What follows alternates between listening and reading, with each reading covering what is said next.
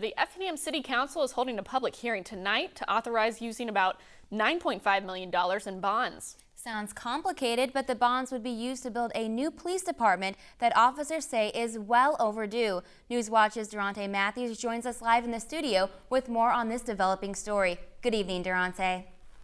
Good evening, Shannon. Effingham city officials and police officers all agree the current police department is no longer acceptable. But I also found out the new construction will not come without some sacrifices.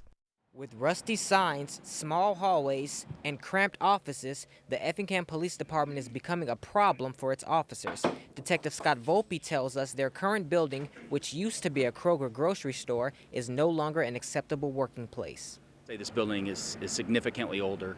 A lot of the parts are in need of repair.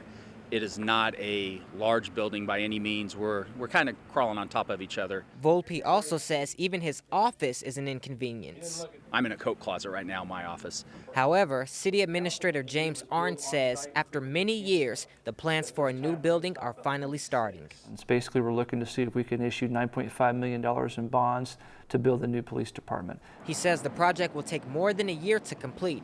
But what about the officers during that time? What we're basically going to do is take the police department, put them all in the basement of City Hall for about 18 months.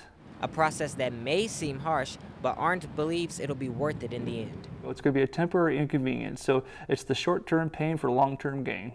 Volpe also believes the long-term benefits will outweigh the temporary inconveniences. All right, well, anything that we can get to bring us up to what current requirements be for a police department is going to help us do our job more effectively, and therefore going to help any problems that that we could attack that the city's having. So Arndt says construction on the new department will start in May or June of next year and will be completed by the summer of 2018. He says the new department will be built in place of the current station. It'll be larger and feature more interview, patrol, and investigation rooms. The City Council plans to vote on this measure November 15th at the earliest. Reporting live in the studio, Durante Matthews for Newswatch.